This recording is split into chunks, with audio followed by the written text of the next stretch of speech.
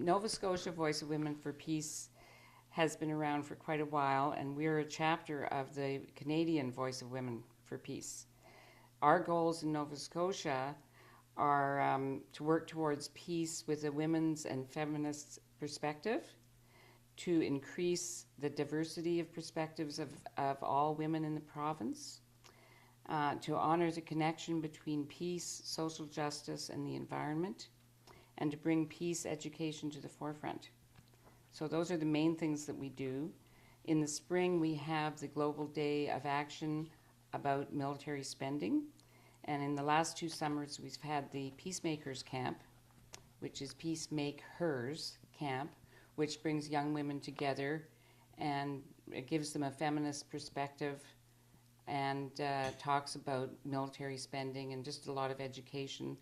Many opportunities are available to go to the UN and be involved with the national board. So it's quite an exciting experience for people.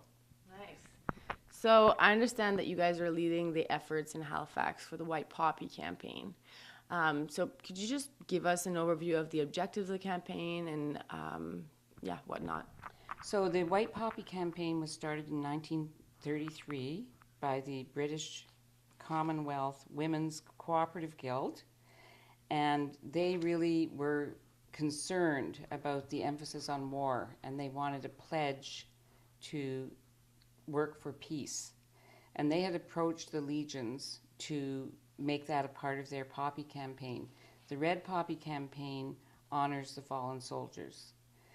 The White Poppy campaign is more about everybody else who is affected by war. So that includes all the women and children who have lost husbands, fathers, grandfathers, brothers, sons, uncles, and as well all the people that die in war. Women and children and many other civilians die in significant numbers, greater than the people that die actually in war. So it was to honor those people and also to bring the effort for really being a peaceful world to the forefront. So that's where the White Poppy campaign comes from. And it's carried on since that time all around the world. And so is the white poppy an alternative to the red poppy? It can be worn either way. We, as an organization, and I believe the original intent was not to replace the red poppy or not to say anything about the cause of the red poppy. Many people will wear both. Some people will wear the white poppy anytime that we're at war. So for example, right now in 2014, Canada has entered into war, and there are people who are wearing the white poppy and will wear it every day until the war ends. They wore it all during the Afghanistan war when we were involved with that.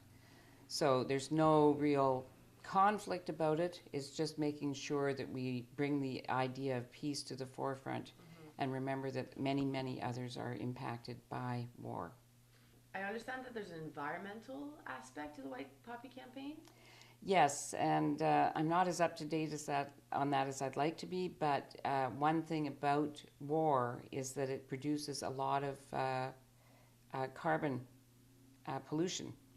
So, for example, one jet produces more pollution than a community produces in a year or something. I'm not really sure on the stats, but it's significant.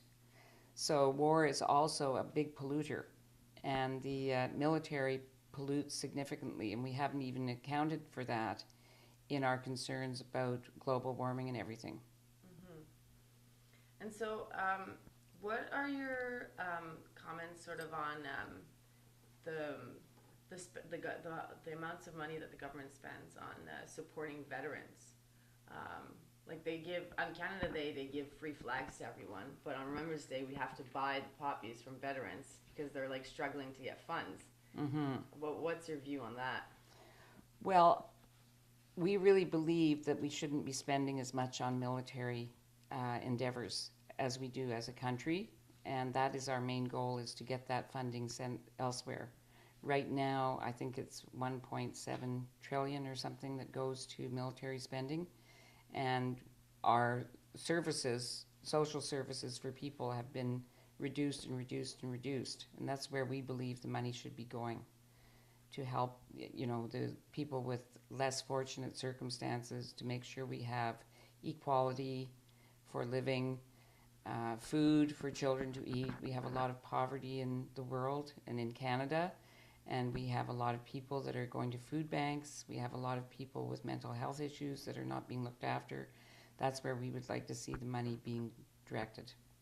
Have you come across or met any opposition to your campaign from, like, where's the red poppy or whatever? Sometimes we get people asking that, and we just explain what I said. Mm-hmm. We were handing out white poppies about 10 days ago downtown, and the people that didn't agree just seemed to say no thank you. They didn't really get into an argument. I had an interesting experience because it was actually the day that the soldier was shot at the memorial that we were handing out the poppies here. And some fellow came along and asked for one, and he works down on the waterfront. And we talked, and he was very supportive of the white poppy. And then his friend came over and asked for one. Well, his friend's son is in the military and works on Parliament Hill. And he was very, very worried about his son, and just, got this poppy for peace because it meant so much to him, that we were working for that. So the main points to make are that war kills more civilians than soldiers, that it is violence against women, that women, as a result of war, are subjected to sexual assault, and that there is a devastation to the environment by war, which cannot be repaired just by a blink of the eye, nor can the healing for the people who are assaulted or harmed in any way be repaired. So take a white poppy, wear it for peace. You just make your own if you can't find one, white felt and a little green dot and a safety pin, and wear that at all times so that you can bring other people's awareness to peace and the importance of peace in the world.